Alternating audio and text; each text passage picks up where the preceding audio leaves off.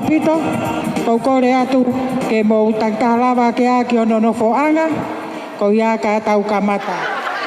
Ka mo le tau ko suku, mo kata ki o lava mai o tau ku ngalo he, ke sarangani ai me mai a ku ni.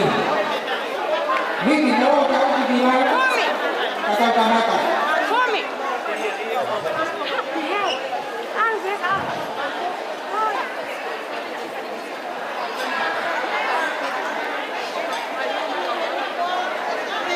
Kami boleh motor kamu ke itu, mau kata aku ke mau soalnya, kami ayam kita kamata. Motor kan aku istuku, mau kata kita yang tahu mengenal ini kaholo, kami kita soalnya dia kita ini. Mau tahu tu.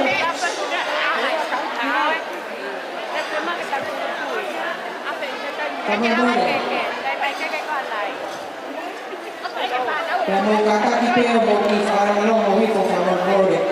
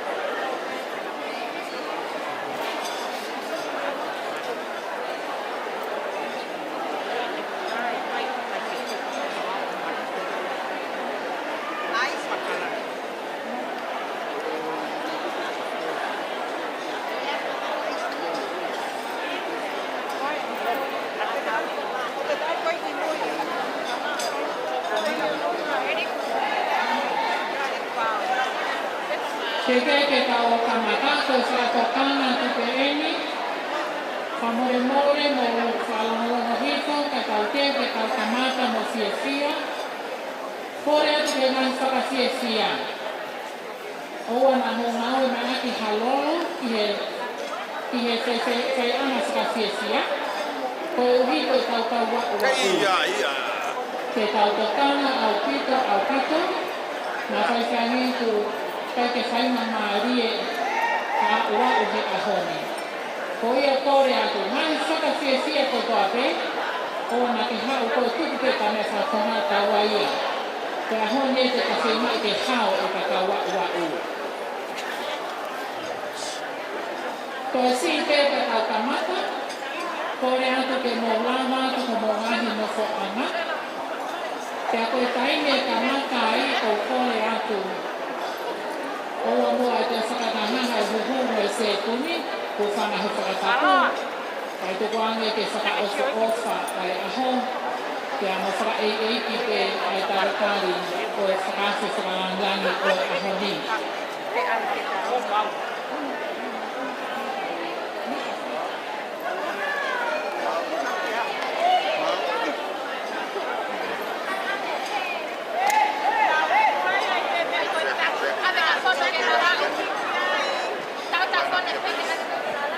Kore whamoe atu, koe kainieni e mea mai e kahine kui ni, kore atu. Koe tau noso koini i lalo, oa ma ke tau ngaue, sia te na upe. Oa ma ke tau whina koe te tau tāhoi, tamata na upe, saka ata.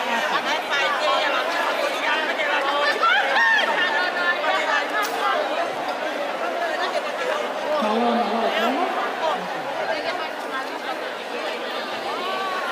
Whakamoremore, oa na te wakana te kei Pasakase, mo wahito ko moe ngaahi Fakafiefia. Wahito ko moe ngaahi Fakafiefia.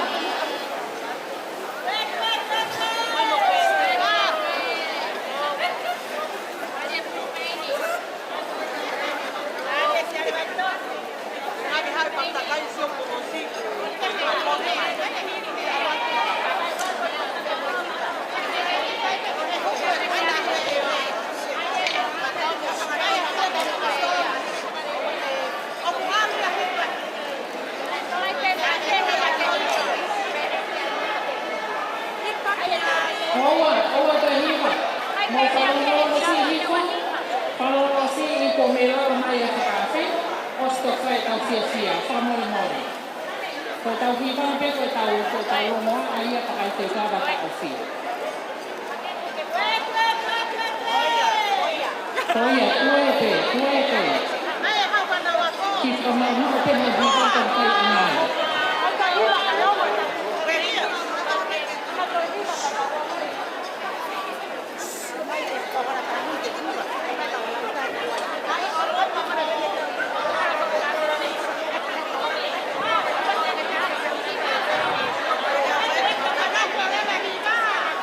Whakalalahi ko whakamoremore.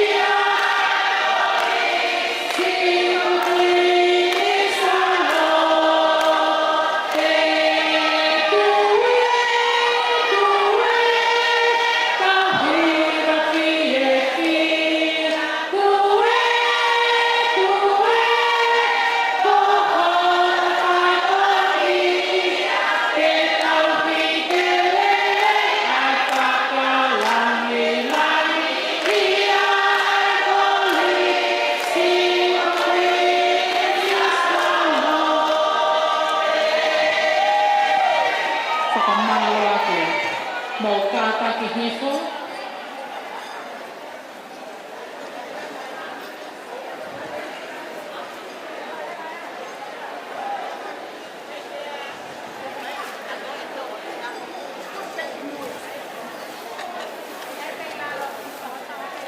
Kau whakaingai whakamoko o e hono i le tāhine kuini Nanasipau'u. Ka pete ki le tāhine princesi Lātūfuipeka Tukua'aho.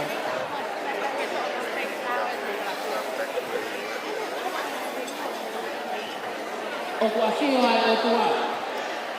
Ko e tamai, ko e ano, ko e lamari oni. God is here with us. The Father, the Son, and the Holy Spirit. Whakaapa-apa ki he kele tupua kua tau iai, ko Tauruk Nation, i he Tauruk Land.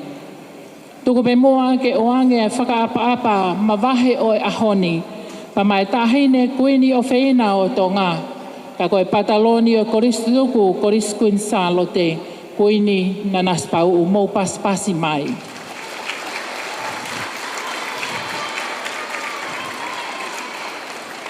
Ki he tāhine princesi Lātūfuipeka Tuku'aho mou paspasi mai.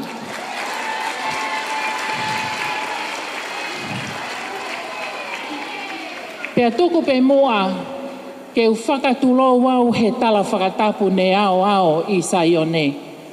Kai tukuange ke tau kamata ai maalari ko Honourable o e fiefia o e aho.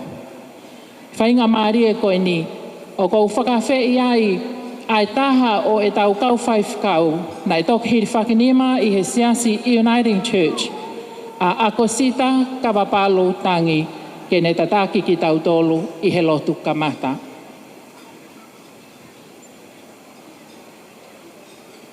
Ke tau lotu. Hallelujah, he oku hau ai eiki. Koe o tua o niu. E eiki mafi e koe tupu i o tua. Ko poto mo e au niu, talu me mua i mua. Ko Elohimi ai pe koe, ko sātai koe whiunga. Pe hange pe he taimi mua, pe he i ho maukuonga. Gracious and loving God, we come before you with grateful hearts, thanking you for the gift of this special day and the opportunity to gather in celebration. As we mark the 99th anniversary of this remarkable journey, we acknowledge the countless blessings. We acknowledge the achievements that have been made possible only by your grace and your guidance. As we move on to our luncheon and more of our cultural celebrations, we ask for your presence among us this afternoon as we are joined by Her Majesty, the Queen of Tonga, Queen Nanasipau'u, and Princess Angelika Tukua'aho, distinguished guests, families, friends, students and ex-students who contributed so much to the success and progress of Queen Salote College. May this gathering be filled with joy, fellowship and wisdom. May the meal we are about to receive be blessed, and the hands that prepare them, the conversation and the bonds that will be strengthened today.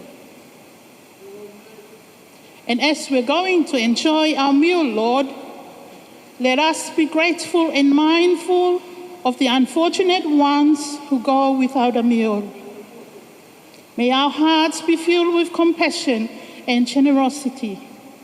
Through Jesus Christ our Lord. Amen.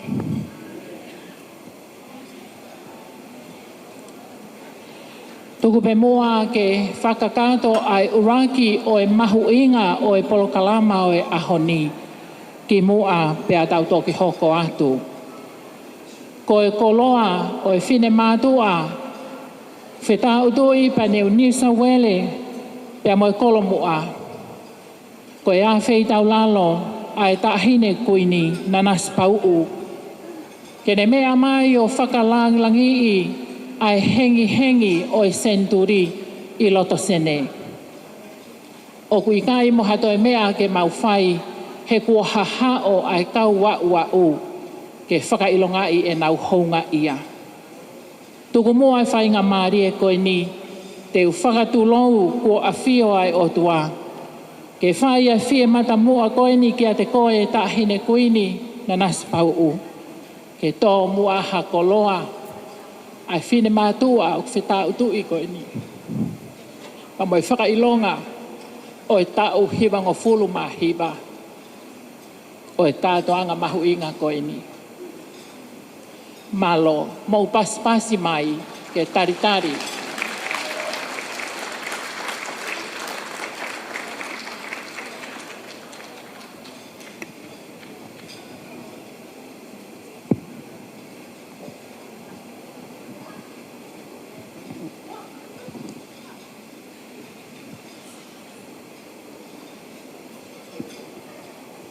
O kou kore,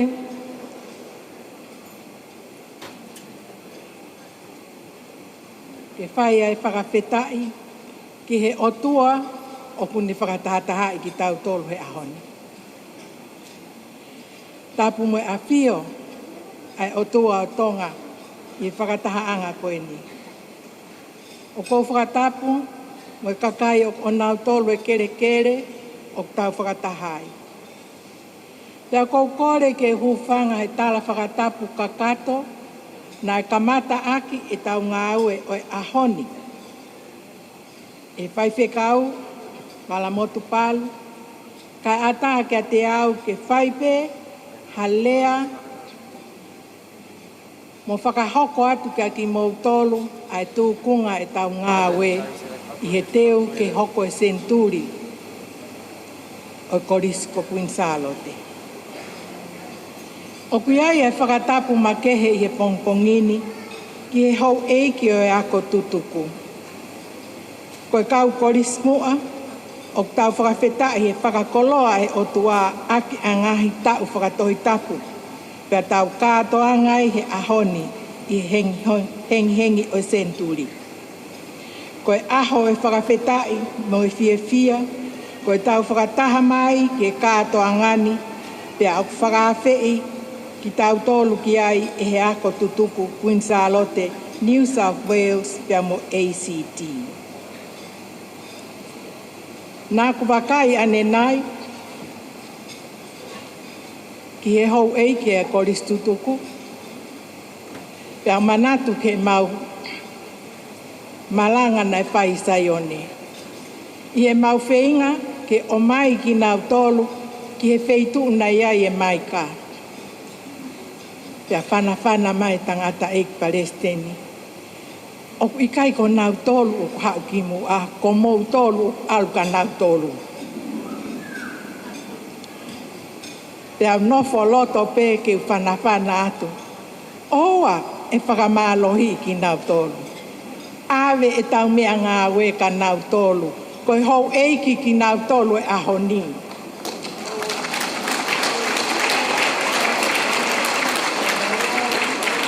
Ko e tau kahatoanga koris tutuku, ko tau talaia.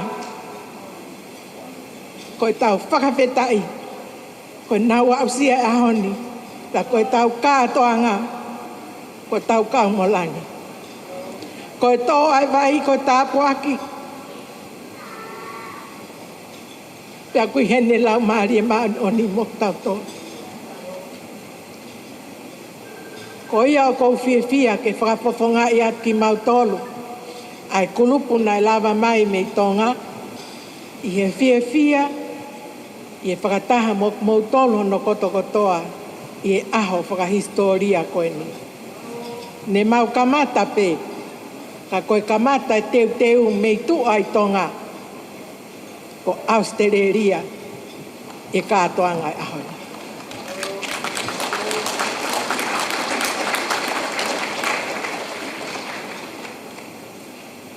Koe haha mea o kune ha'i ai ki tau tolu. O tau whakataha. Pea tau whiongongoi. I he whetu taki. I he lotu. Koe ulu aki. Koe api ako nai ako i ai ki tau tolu. Ko riskuin Salote. O ni whakataha i ai ki tau tolu. Ko hono wā, ko e tui o tua na e a ko i ai ki tau tolu, whakahino hino ke tau mo oi aki. Pea ko hono tolu, ko e kau whewhine ke ngā ue. Ngā ue i ho whamiri,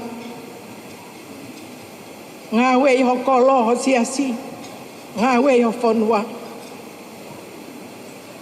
Pea tau whakawheta iai ki he tui. Pea moe hou eiki, moe ngaahi tamai, moe kakai, kau whaiwhekau i he kamata a ngā nā nau loto ke ako i a whawhine. Ko e tau whakawheta ia, he nā tau pehe ko tangata pe, ka nā ikai. Nā e whakaawa mai e matapaa pea koe ahoni. Kua tu mo unga whawhine, i e ngāhi mo unga e fitu o tālai ha whanua. I e whāmiri, i e lotu, i e pureanga, i e ako, i e spoti mo e Fakafiefia, i e businessi pia mo e ongongo. Ko a o a whawhine, ki ngāhi mo unga koe ni, pia i he ni ihi o nau i he tumu o e ngāhi mo unga koe ia. I e ki whanua kotonga, pia pehe ki o tumotu muri. Tuku mua ke atu peha ngongo. Te kau aki mo e tau kau taha i tonga. Pia mo e ngā aue, ko mau whai mai ko e teu ki Senituli. Ko ulua ke ngā aue na mau whai, ko e mono ai senta, ai ako tutuku o kui Halaevalu. Koe mauanga paanga e ne tau kautaha, te au ngāwe aki eia e potu ngāwe whanua mo e savea mei ākosi ua noa ua whaa. Koe nau ngāwe aki o tawhe mai ai e paanga ke ngāwe e tau koristu tuku. Kono wā, koe whare whakataanga e korisi, ko lava lelei mo kakato ai ngāwe ki ono whakalelei mo mono ai wharen, pea koko ate ngāwe ki e ongo whale mohe o e ako nofo mau. Koe ngāwe ki e ongo whale mohe o whakatau mu aia ke osi ki ākosi. Koe whare kai mo e api ko pētani, ko tuwaki ate ngāwe pea amanaki ke kamata i epereri. Koe mono ai whare kai mo e langa fo o e api ko pētani, ke hoko atuai ai polokalama a koi o whanau ako ki he tauhi api. Kono whaa, koe a moe hala o amanaki ke kamata, moe ngāwe koe ni i epeleri, pe e lava ko toa pe a ngahi ngāweni he tauni, ka koe alo tāmaki pe a natula o kune wesia ai polokalama ngāwe koe ni. Ko iri ke whakapaanga ngāwe, o kou fie lawe peki ai, he o kumauia me he konseti i tonga tapu mo eua. Koe ofa mo e whoaki i he wanoa ua whaa, na e whiunga ia mo e paanga eua poiniua miliona.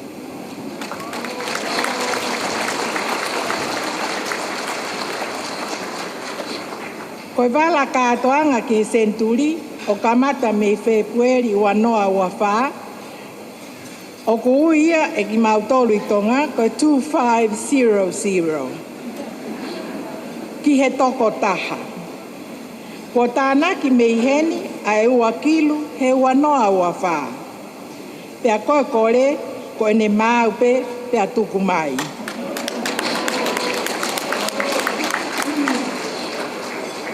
Koe no, ai kautaha tutuku. Nai tari e panke whakalaka ke no e kautaha tutuku ai paanga e tolu hoi 5 miliona he wanoa ua wha mo e tupu e peseti e 5. Ka koe uhi na osmau ai ua poi 5 miliona he whiunga paanga wanoa ua 5 pe amanaki ke hoko atu. Nai tari e poate a koris tutuku ke kore ai no taha poi 5 miliona mei he siasi. Nai tutu uni ke tari e komit konferenisi I Februari wanoa ua 5. Koe paanga koe ni, koe totongi, koe taha poi 5 miliona, mo e tupu, poini, noa, 5.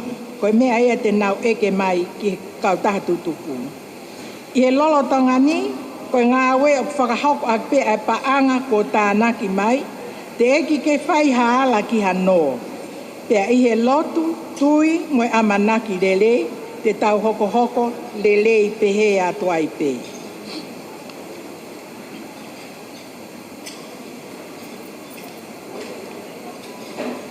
Te uwhie lawe pe moa ke mouhanga pe o meai e tau teu kātoanga Senituli, ai a koe tau fo o uia, aho tahaua ke aho tahanima maasi.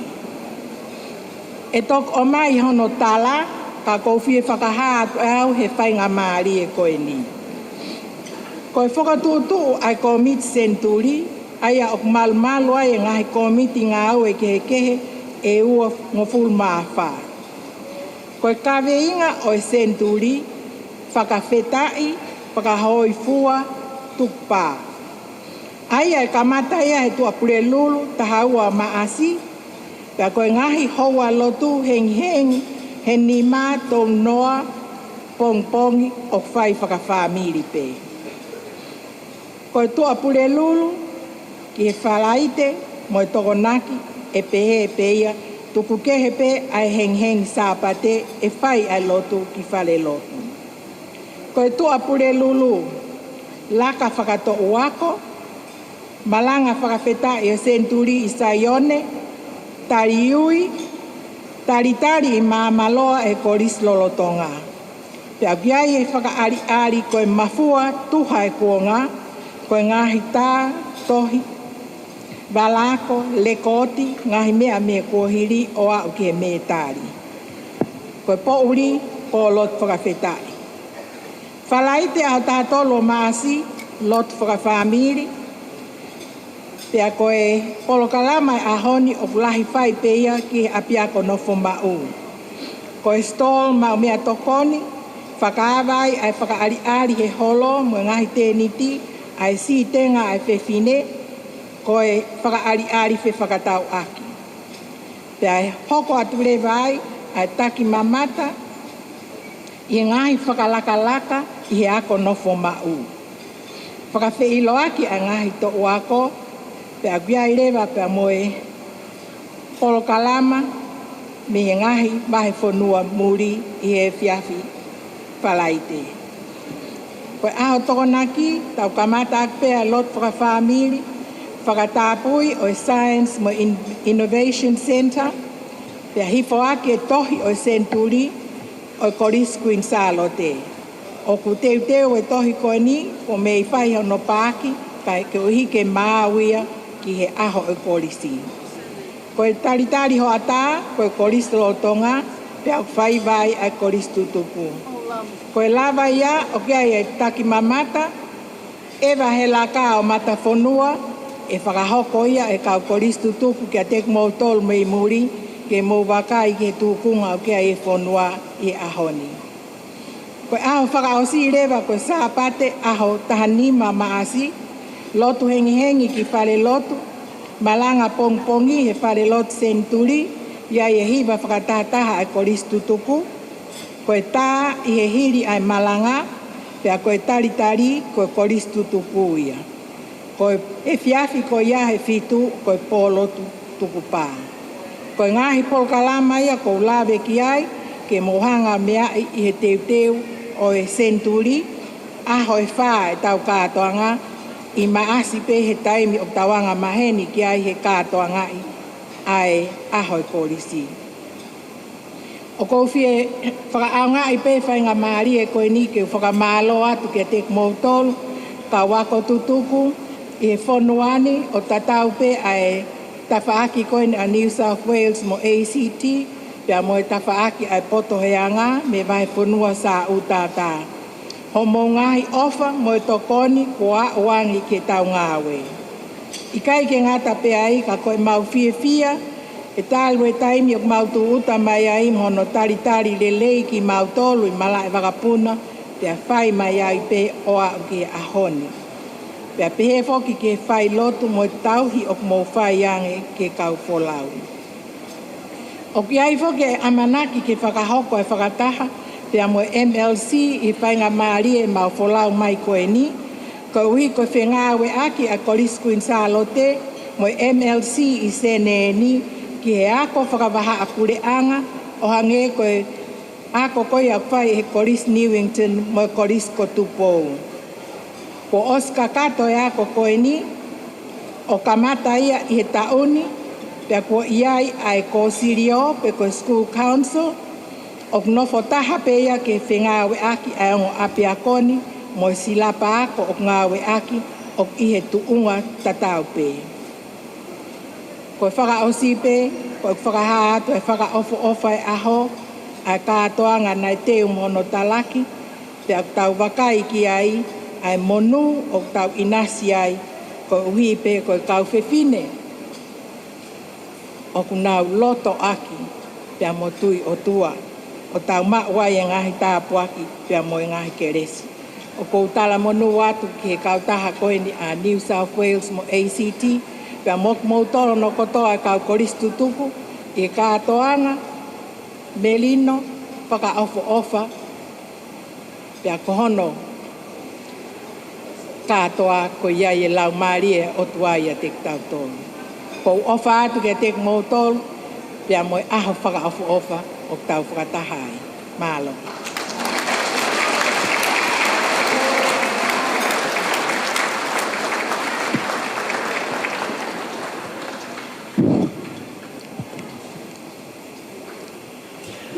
Kokokore, ke whaiha whakatapu makehe, ke awhio ai tolu tahai o tua, i he kātoanga.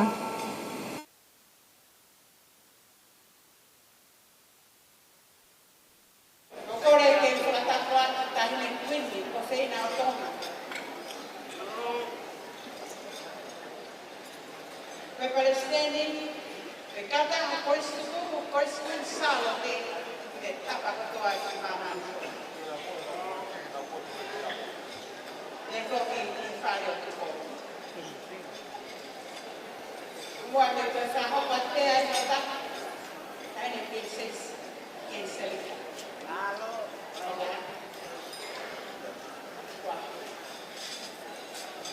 A koe koe taka, o koistuku.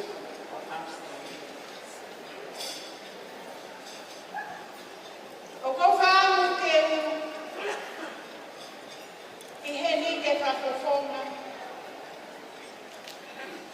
ai taki o ko sutuku o Australia ni. Neo ko kohepe e kātoa ngana ko Sydney ka mo koro o Australia.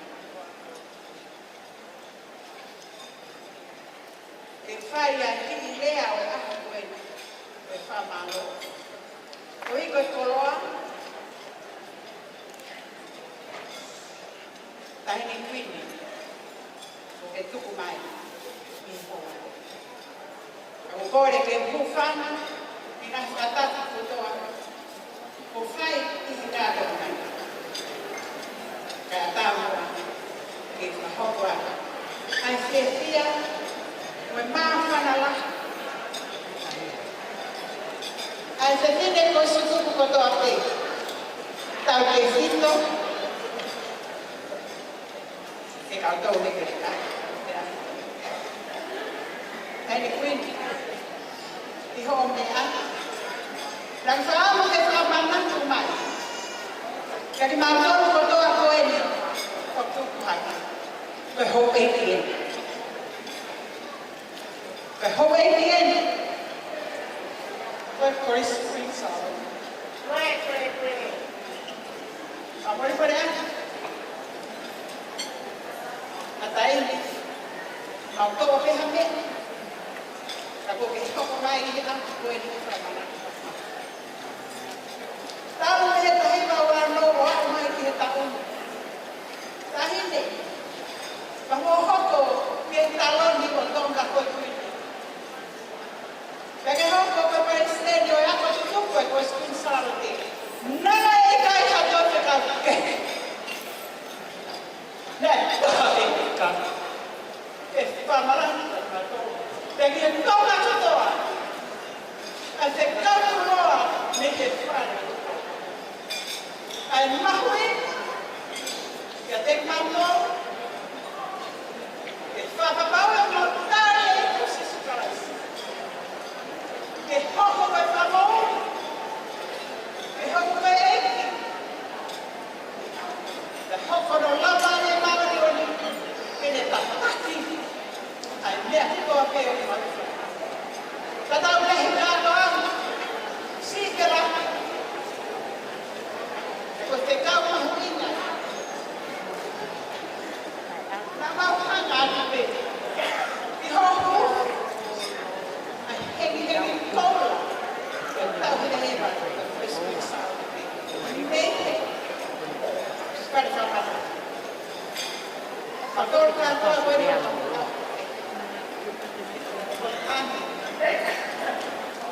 O hanga o oni. Ko te leo e kātoanga kone te au. Manaki mai ka tāmoro mo tonga kotoa. O koe e katoanga. Tahi te koe katoanga. O kāpuia. A whare o tōka peke tātoro kotoa. A tonga o piteni. Ke au kotoa. Amor. Ke whamaama ko whamahino mai ka whina ani. Tau whatataki koe. Mea mawina tanga. Koe tui. Koe tui. Ea sisu karaisi. Koe e lava e project koe. Koe e whapana mahi te te koe. Ake koe. Mea kuke whainai. Ke te au tahine. Koe e peho kau mui wholau.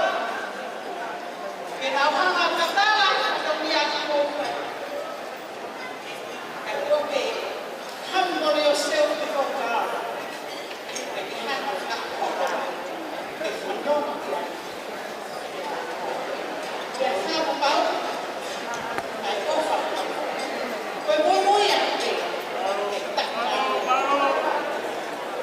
Koe ia he hoa koe. Ke kai koe koe whanoroa. Matawani. Ke lama e o whamamani e tau whauni o tāpanai. Ke hiko tāpua. Ke te koe. Ai ni. E hoko watu. Hoko koe taki o tonga. Koe whae. Ke kai matai. Koe parese la. Koe koe siku koe wape. Te tewa kia tau kātoa. Koe i. Toi te e vipe e ni mataha. O se te tahai o kōsi. A tau whai e tau tēne. O pau ia. Tohi ho tau hino a kātoa i he tohi koe mōni.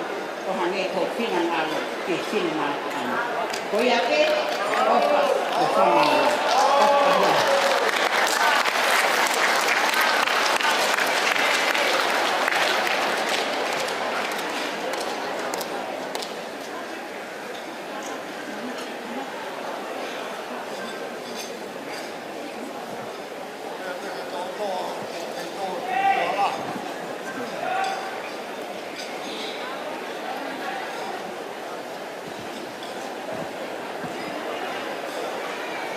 Tuloa atu ke petrona. Kau hufanga pe ne kakato e hana. Kaya at happy historia no que kamata sa mga mga kautas kuin Salote ito man. Que tayo bakit tolo na utaka ngayon kore tokon pakasenit na kore siguro toma pakapaway yang marapet final tao. Kaya tokon kailangan pantay ko o kautika. Kaya ako kinawa kimator kay malawasi. Nasaan ang Maria at tayo ni Kuya, hinatakape ay siya sa kautunga. Natakape. Kaya kung kimator, iniisipin, mautay mo kahit tokon at kahit maluto. Kaya mawari maya. Kahit mawari Nena maya tahi na kuin lolo toma kene kay prinsesa. Takoy na ihene asenita polau ket motu hakomit isenemi. Hila e mea akita mo malo afero ka petine ket motu leva. Ket tahi no karono ada kapata ye Salote United Church QSC. Dan foto tu, awak ikut ini, I tulis tutup Salote. Orang apa ini? Palestin lahir, pengalung kuah international, atau tahat tutup Salote, bertanya ini, kau macam mana? Kuin Halaevalu mata. Kemau kiri, prinsesi, kenesea. Palestin que komiti aseneni. Te tokoni asana habea kapula. Sekretari anak asaini Sinclair. Te tampa anak apepe Holmes. Naik ameleva ay holai fili kita hile. Tiada neamai, tu pel Tuku'aho. Alhasil kau seorang habis kau pula, osea, komiti yang Exstudents reforman, Halaevalu Valuano. Waktu mana kita tahu, sekretari anak saya Sinclair, saya kay CAP asoan hade faktura ke afiri wanda hade kwe sekretari ke tokone simoto kondo kwa ke afiri asane akaola privilege ke tampana ofetonga pepe kita ko ya foto ya soan hade faktura kamo Bukannya kau yang awet itu wai, orang nak kentela. Tapi ini kaya, kau maya orang tua dia komiti sendiri. Waktu baru, nak tahu dari sisika, ay kau tahu di peruan di mana ini kan, helau aku ya, aku itu hanya sepanti. Karena awal lewat. Sekali wan wafita wan timoto ako ini lawat klasisita atau taha ini loa between Salote College Exstudents Association New South Wales and ACT. Iwahe mahimah natau desfile hatokan osoana. Penasiria ya Sisilia, Sikaiha, kita pun yang soal, tapi yang itu aku ini kena sekretari kita tahu nak apa. Pakai tanpa nanti asalnya atau orang privilege. Waktu tahun lalu. ai Sicilia si kai ha. Pea whakatū rewa ai whaiwhikau. Wala motu palu ke ne whetong o tokoni ki a soana. Wake wataha, ne tō tau ai sea o komiti a soana hawea. O si e tau e tongo fulmanima. Ene ihe lakanga koe taki pe koe sea pe koe palestini. Oi kautaha tutuku. E tau pe na te si malolo atu ai asane, a kau ora, Cleanlist, me tau paanga. Tā hewa, ma asi e uanoa uoa, ka komiti tolotonga ia.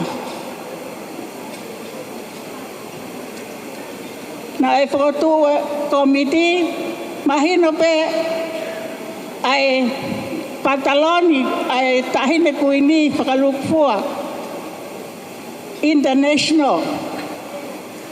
Te hawhiri ai whaiwhekau wala motu palu kene hoko atu. Ai tataki o e komite kautah tutuku. Te hawhiri ai koe Palestine.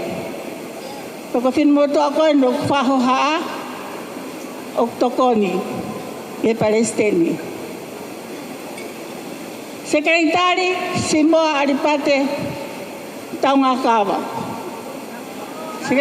Tokon sekretari pia mo ofisa fetutaki Salome pia mo aulahi. Tahu paanga tae tunaula fifita langi. Wanoa ua whāne, ui whakonferenisi atua ia mau sekretari mo monohoa ke na ngau e ke whakatonga. Pea aluha krewa a Salome o sekretari mo ofisa petutaki. Hoka ke a Siosi tupou, Susana tupou kalauta o tokoni sekretari.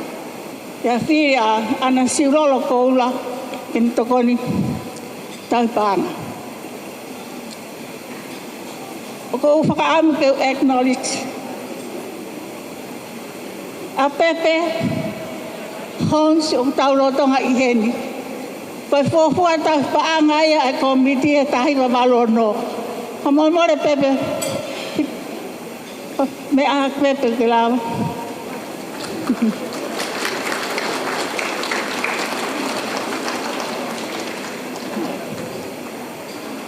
Pe foke ku whaamu nai heni a wanwa hawea ka kone poaki mai whakautua he koe ana e ne ngau e lahi a pito ke whenga e lesisita e association i heni ka koutu i pēu ne mamata mai he o pē. Pe foke ai president lolotonga whawhekau wala motu palu. Koe tau ene ni mango furu tupu si tau e kamata ai koristo tuku. Koe toki tahi eni koe whaiwhekau. Pe au whakahistoria. Pe au tau whakatua merie tahine. Ke tata iku o Senituli, mo kamata o Senituli fo o honoua, hatataki ai whaiwhekau, ai koristu tuku, hinau whanonga mohmonu ia pe a whontapuaki, malo o whaki.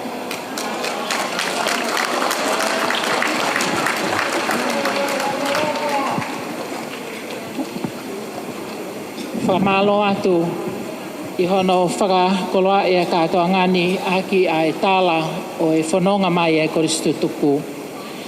Ko e whainga maari e koe ni, ko e polokalama e ni ne whakailongai mabahe. Koe lau maari e lelei a tahine kuini. Ke kau whakataha pa mo e kau wa'u e ahoni. I hono whakailonga i o e keke o e aho. Pea au ku whakahistoria e ne awhei tau lalo ke whakaawhea ko toa a ki nau tolu ai valungo fulu hiwa ngo fulu ko ki nau tolu e ni muani. Ke nau kau whakataha i he ahoni i hono whakailonga i o e keke o e tau hiwa ngo fulu mahiwa. Kei te whakailonga i ko hiku nau tokolahi i heni pea ko ki nau tolu na nau kau he whaifatongia i Saione. Kai kou whakaampe ke whakailonga i atu. Ne tau kau whakataha i he ahoni. Te moi ongo tau hiwango fulu maono. Ne ongo ne kai lava mai a vei ongo havea mafi. Pea guai o whalahi ki a te ia mo tau manatua ia i he kātoanga o ahoni. Tau hiwango fulu maono.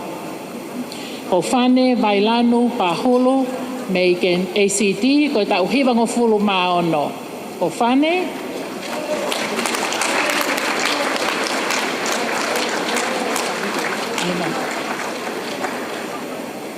ka kou whakaamu pe ke u whakailonga i. O ku iai e whae i ho tau loto ngā. Nai i kai koristu tuku ia. Kana ne mātea ki e ngau e ai koristu tuku.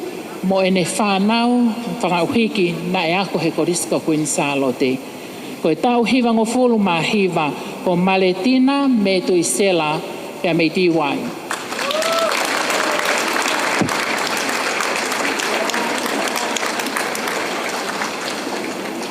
Tau kau whakataha whoki i he ahoni he fiafia ki a waloa fusmalohi fifita mei tonga.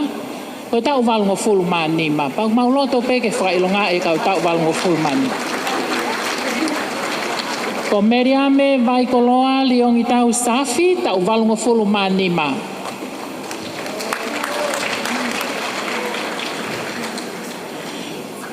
Ko Salote manu fifita habiri tau walungo fulu mawha. Ko teke mapa tonga moa tākai mei Brisbane, tau walungo fulu maua.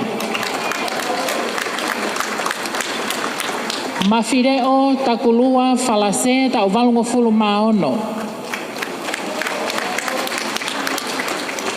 Ko mele lo haleluia, whawhetai.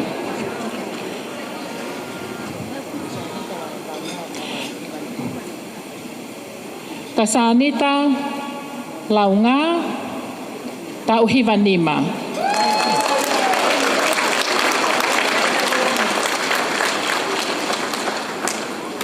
Pea naa mau kole tahine kuini, ke nau nofo pei lalo kai o atu e microphone, kai ke nau loto ki nau tolu ki ai. Koe nau ofa, moe whakapapa ki he wheitu una. Whawhetai koe lau maari e he korisi i kai ngalo ia. Ko ane masi mahifo, tau moia he whakalanglangi o e ahoni. Ko e taha ia o e kawako tutuku tax he taha hiwa onongo fulu Halaevalu. Ko mele lotu fustu abave, tau walungo fulu Halaevalu.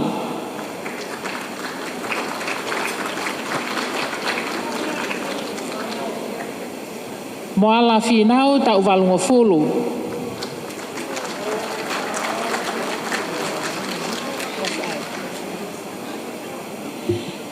Pea kou meriame tu akoi, tau kau whataha moia i he ahoni, tau walungo fulu, tau whitungo fulu Halaevalu. Pea kou kole atu, ko ki nau tolu koi muani. Ka paupe ne i kai ke umana tu atu, whitungo fulu ki he walungo fulu, ko ngangatu, ko e tokon Palestini, walungo fulu moia he tauni.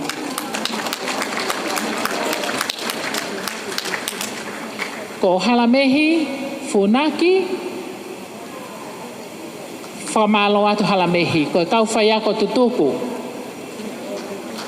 Ko otli, ko lota nau, ko taha o kau korisutuku, o kune poke mai, ai korisutuku ka na New South Wales ACT. Ko sokopeti pālawi me he a Palestini ai kau wako tutuku a me Luani, kau whakahoe i heri.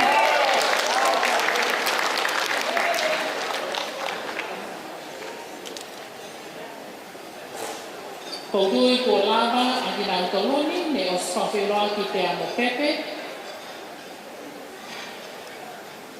Te moriku pāo mo eriku. Whakamalo rātou. E whakamalo e tahine ko Lātūfuipeka. Koia. Kai ke koe whakalolo au. Koe kātoa ana koe nie tukuange. Te whai na whakakato ai keke o himang furu mā himang. Lau maari e pēa tahine kui ni ke ne taki ke moe kau wa'ua a honi ai kātoa ngau e keke.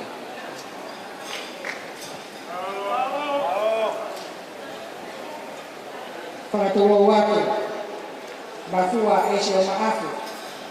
Kai a mai noa whaina marie o tūma whine mātuani, ke mau whakakakato atu ai whatomia, ke whakarani e henghengi o Senituli, ki veiva kao o korisi kun Salote. Te teo mai e keke.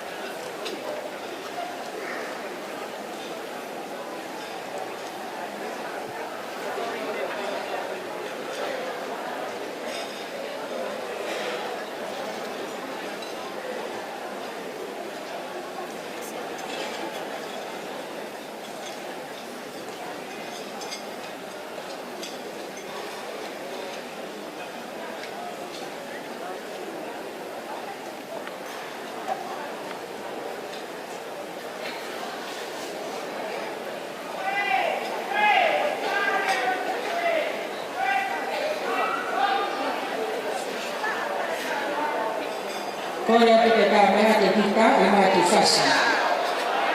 Mā whana e kau whewhine, o kaho e tue, o kaho e makawa, kuni Salote mo huana.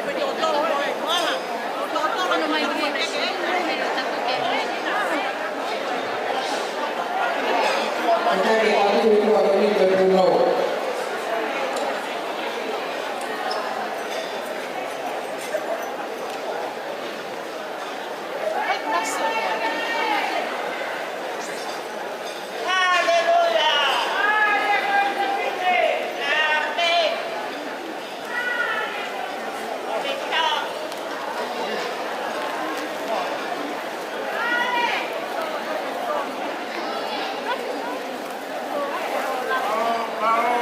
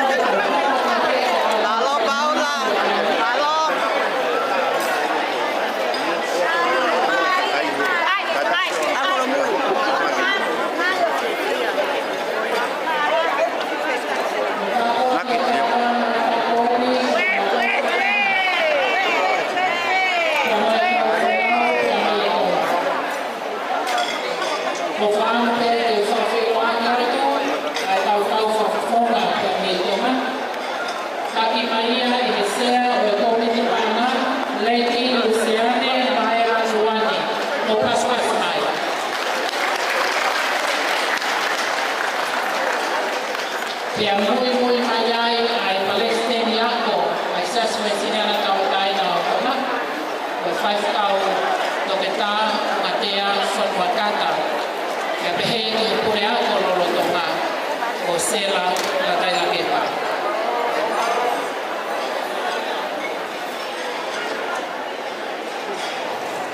Holo peho me ako na Luani Nanasipau'u ya pehe ki Honourable Lātūfuipeka. Luani mawasai na Halaevalu ke kamata na Fakafiefia o Fakafiefia o Okalani. O hiko e Okalani ai kau Fakafiefia o Okalani. E taki miniti pe e wha ai Fakafiefia. Ia ka osi pe ha minite ua o whakailonga atu mo whia maari e pe o lama atu koe lama ia ka ho item. O ia te tau kamata i he whakafiefia o e ahoni. Ia koe uraki o e whakafiefia o e ahoni. E tuku'aho pe ia i he sona a Tuku'aho. Ai au ko me ai a tahine princesi. Ia mohi nau tolu a se kaua wa'u o koristutuku o ACT. Ia koe whakawhodonga o e whakafiefia o e ahoni. O mau teuteu pe a ngāhi Vala. Ia e whakailunga i atu ki nau tolu. Ko nau kau ke kātoa ngā kau kei toku lahi pe a ki nau tolu o ku mui ia mo pou ki he ngāu. Our first item for today, we invited the zone from the capital city, led by Her Royal Highness, Princess Lātūfuipeka Tukua'aho. Even though we have members, 22 members here, 5 of them represent ACT zone. Number 1 is Her Royal Highness, Princess Lātūfuipeka Tukua'aho, mo paspas mai.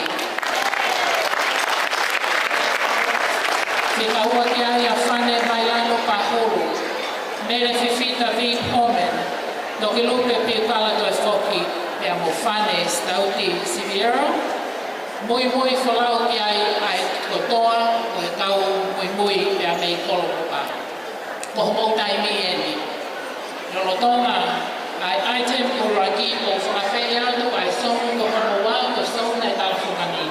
Teu mai ai sonu e talafungani ke hoko mai i he. Mai moa ai tahine princesi, ka mui ai tau whiwhine o Kempera. E tā mai a whasi, rotonga koia o teu mai ai sonu whika uraki.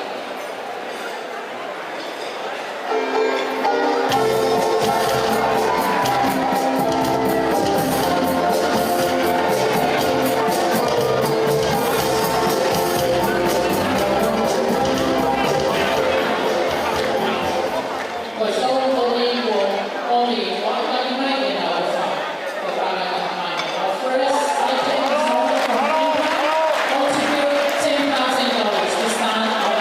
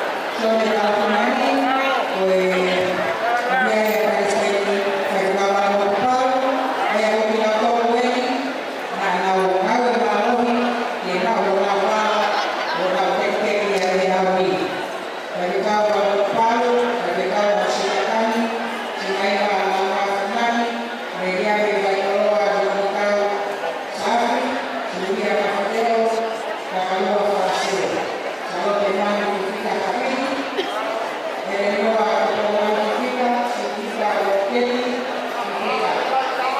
Lalu,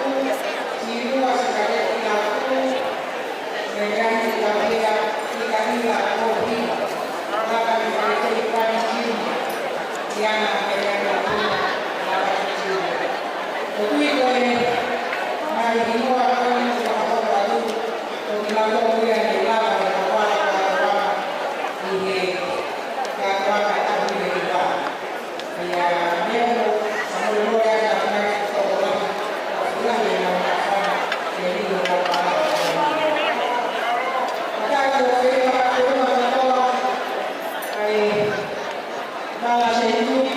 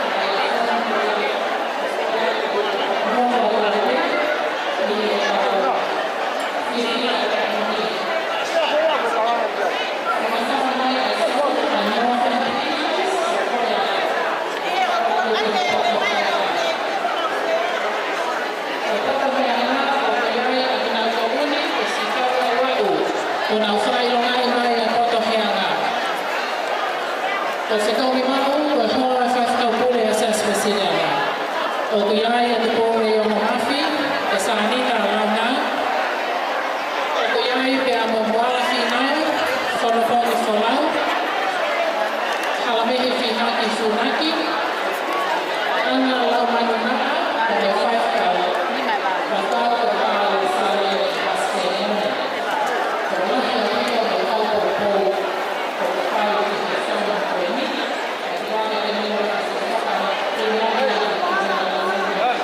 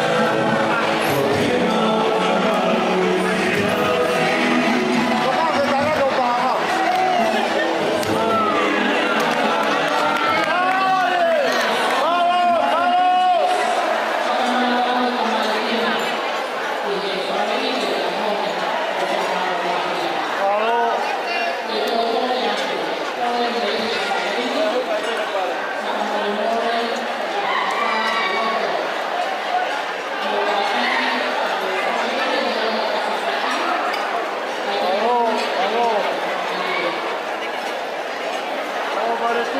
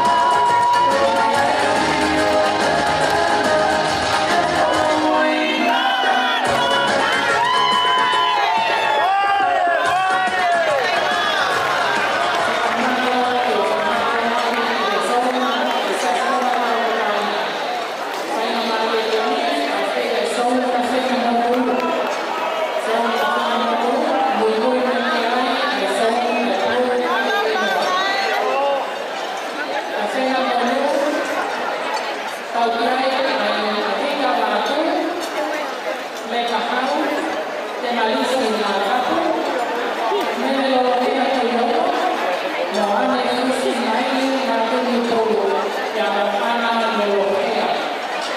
Koe oha, ai sonu koe ni, whanahai ko toa ia o whiunga, moe paranga e tahamanu wāwhe.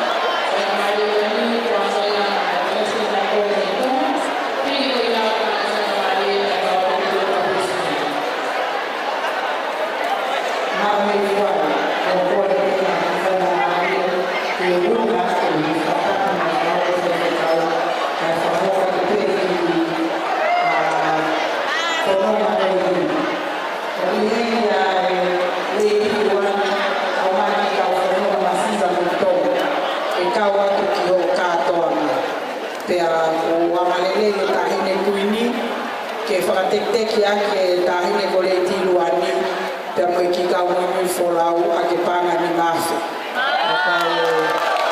pamalo ako o mui folau mai ma me fualu he tahine ko le ti Luani ai ki fini moto ako make pia ta kukole atu kawa kututuku ko tau fasie ko ia ko moto ko ake tanto to wala mai o kata tau fasie ma wa to ko fasie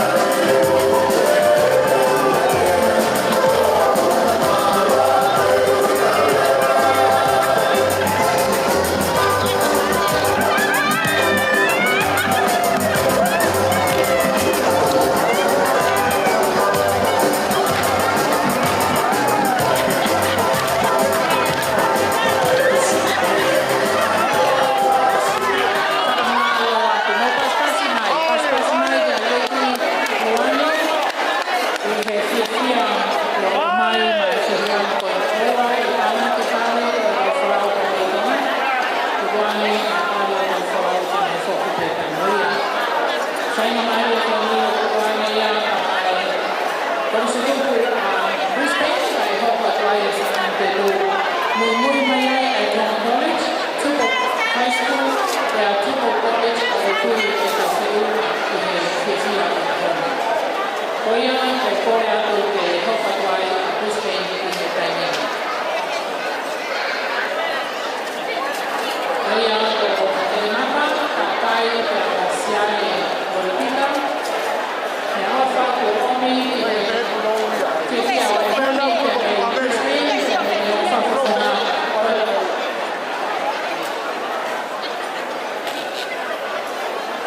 Pertama saya for thousands participants of the Senate who are here with us today.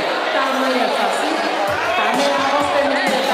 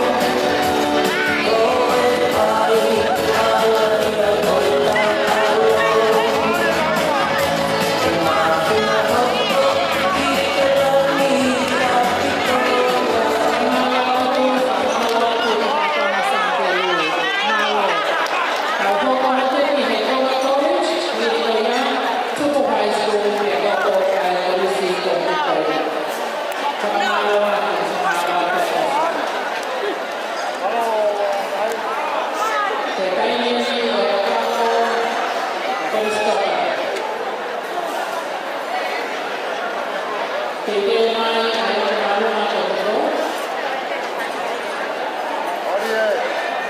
Ole, postora.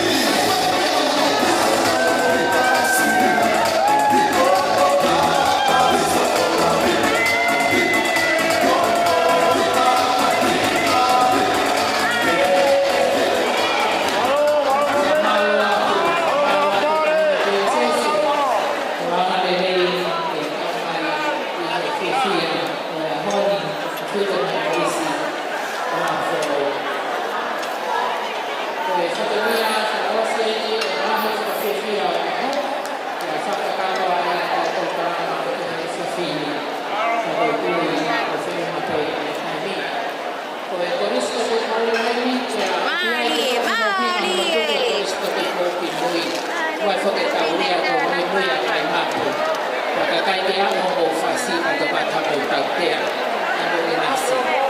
O ia o whanamari e koristo tukou tāmai.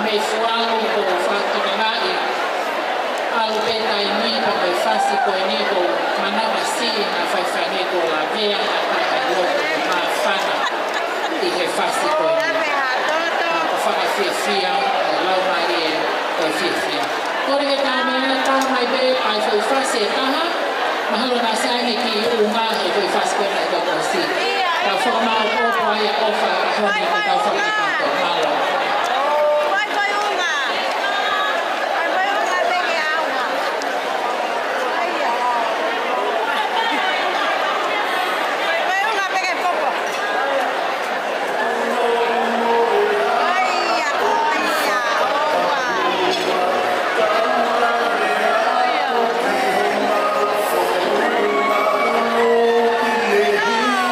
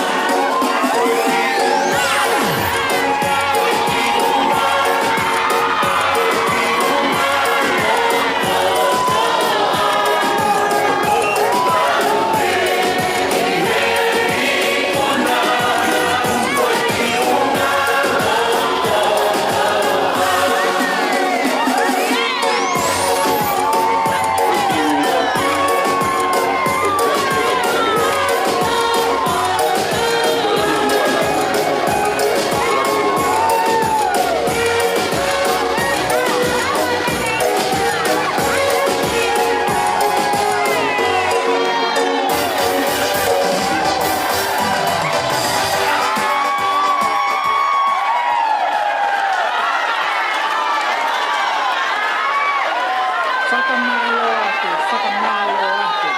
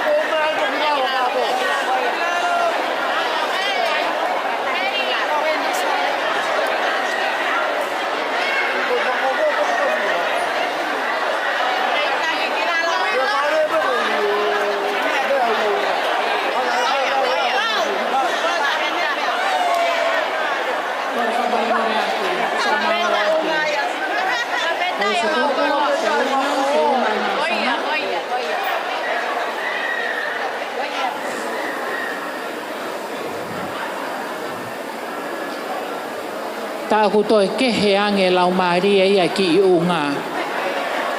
Ta kou fiefia whakamalo atu. Ko toi hai ha mea te tau whai. Ko mea e tahine kui ni mai princesi.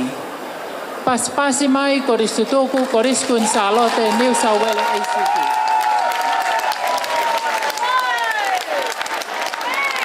Whakamalo lahi atu he kātoanga o e honi. Ta kou kui una kātoanga fiefia o atu. Ko tau tai mahi e he koloa o tō tane whawelaki. E tuku mua ke whakamaupo ai whatongia o e ahoni. Kai ke te aha whakamalo ia te uwhai he ko whakamalo mai alangi ko e koloa ko tau tai Maria I he ahoni. Ko e ofa e whaaki he ahoni e whakahoko ia e whakawhei ai sea o e komiti whainga paanga atonga a Lady Luani ke ne whakahoko atu ai ofa o e ahoni. Pea nai whakaamu pea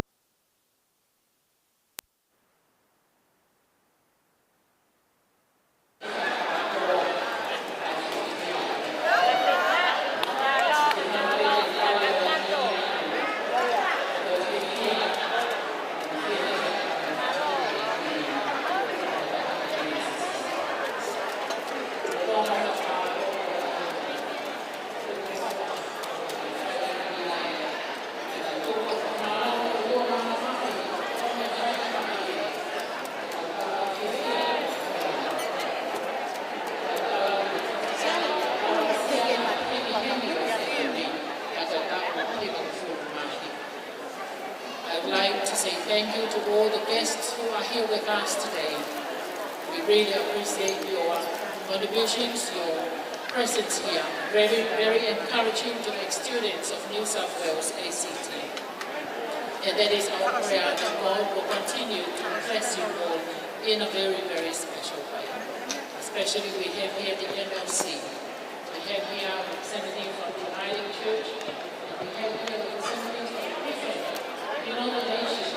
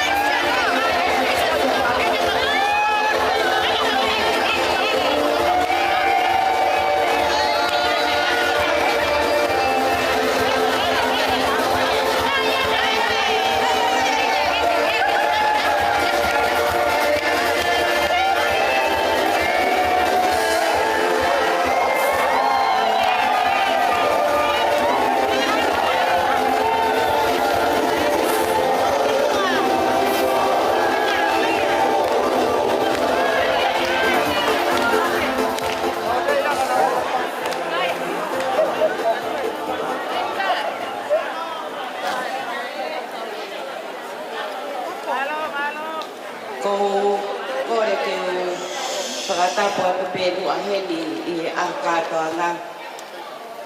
Tau whawhetai ki e kia le o mai e a whakakoloa pe heni. Tau whelongo aki ai, he ene o whā. Pea whetā whiaki māwhana, ai mea kotoa pē. Whatapu atu ki he tahine kuini, pe e whoke ai whatapu atu ki tahine princesi. Tupe moa ke u ngā ue ake whainga maari e koe ni, ne ongo koe whakahae ni ai ola e tau māwhana he aho ni. Ka kou mau pēa loto māwhana. Talu pesi e mau tuhuta mai. Mau ki komiti whainga paanga koe ni ai koriskuin Salote. Koe mau ki komiti kok toko ni pe aia koe Palestinian ko ia ai siasi ko toe ta unga te kata. Ko ia pe ia o mau family ko toe ga ko kawi to. Na koe kau ta visa nge me feitu ko ni. Kai whakakau ia e unga mo tau Senituli. Ko uswaka iau ku mau toko lahi au pito. Pea kātoa mai heni pea moe ngahi ako kehe asiasi koe pureanga. Ko kātoa pea tonga ia heni. Pea ko pehange ki he mau tare kita ako, ke mau Palestinian ako.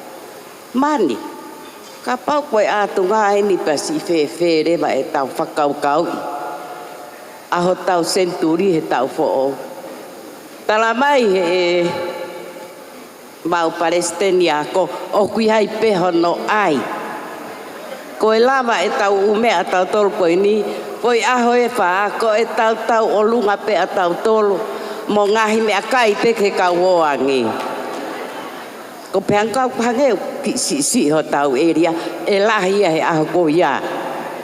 Ko ia i o ku o atu ai wha malo mo wha whetai. Malo ne mau whekalei mai pe mei tonga mui wholau mai he. I he pataloni taine ko Nanasipau'u.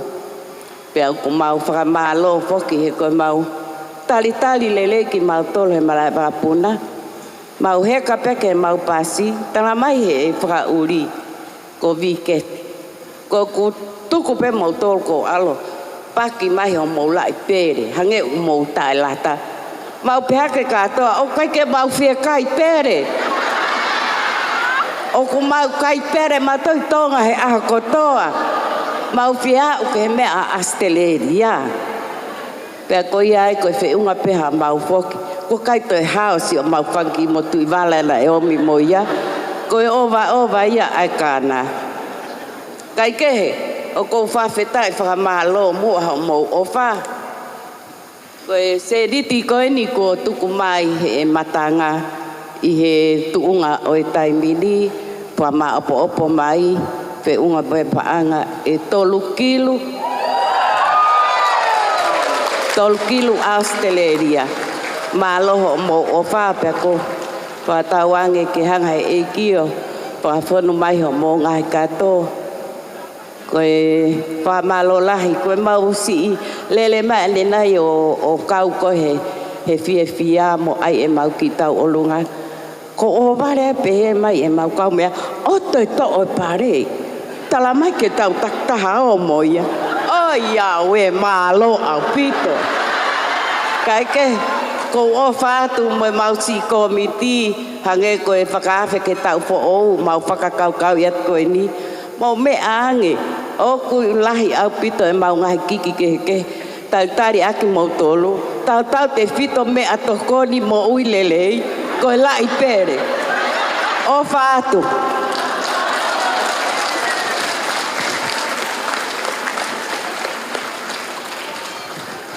Whakamalo lahi ki he sea o komit whengapanga Lady Luani. All the contributions today are to celebrate the 99 years anniversary of Queen Salote College Exstudents, New South Wales ACT, and we will also join Melbourne and Brisbane join us today. Has been announced. We raised $300,000 to help.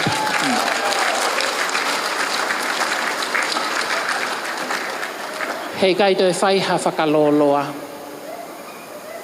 Kua whakakakato ai whakamalo pia kua tau koloa i ai. Mau mei fualu. Ka maa moka. Koloa ia ai ka wau e koristu tuku. Pia koloa ia pa mo e koristu tuku. He kua tau ho maulangi i he mea heina e tahine kuini. Pia mo e tahine princessi. Tuku'aho ke tau whakakakato ai whatongia mo e polokalama e ahoni. Awe kotoa ai whakamalo mo e whakawhetai ke ai o tua mafi. Hiria keresio e ahoni. Whakawhe ia ana fifita o tai ka pau kuheni ke ne tataki ai whasawhawhonua. Pia me atu ai tahine kuini pa mo e tahine princessi. Ke tau lotu. Mau whakamalo atu o tua koe tāpua ki o e aho. O kui kuna e ngāwe, koe kau mai ai awhiona. Pea mau lotu e tua hapai atu ai ofa kua whoaki. Koe tulu tā eni i ho o awhio mai. Ka koe kakawa, o kau ofa mo mate aki o korisi ko kuin Salote. Tā puaki ai ofa koeni. Pea momoi atu ia ke aonga ki he ngāue o e teu o e senturi o e korisi ki he tau fo'ouna. Ko e koloa mo e whakamalo ko ia. O mau atu mo e lotu ke kei whakamalu ai tahine kuini. Nanasipau'u pia pehe ke he tahine princessi. Pia ka mau ka tuku pia me whiohi angani o na me atu pia mau foki atu. Tuku ke lang ia tō taha pia e awhiona. Ke res ho mau e ki ko sisu kalaisi pa mo e ofa o tua. Mo e whiohi e lau maari e maa oni. Ke ia te tau tolu kotoa ia. Ofa i pia tangata. Emeni.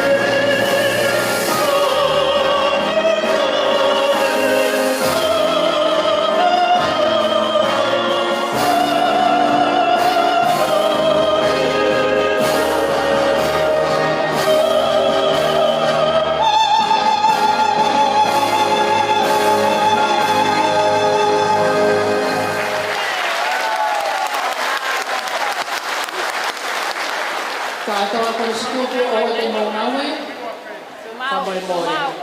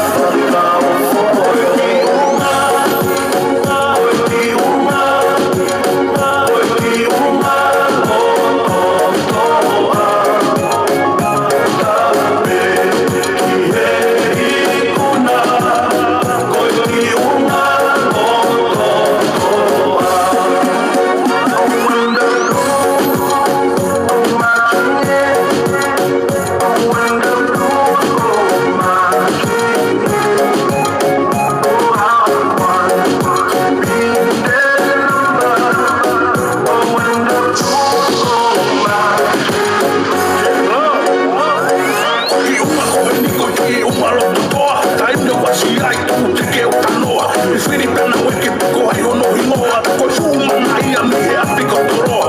Waka kola o kui ho kuroto. Uru hina hina te whi ho kutoto. Ka turo toto a puke mau e tamoto. O tonga roma ki he roa. Oi ki uma. Oi ki uma. Oi ki uma.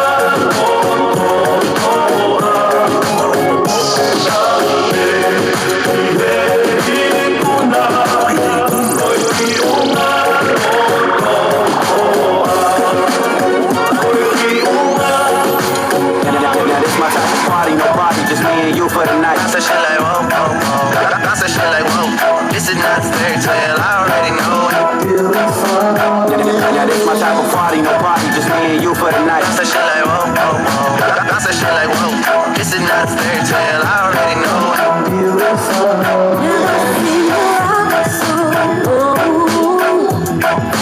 Now it's time to play.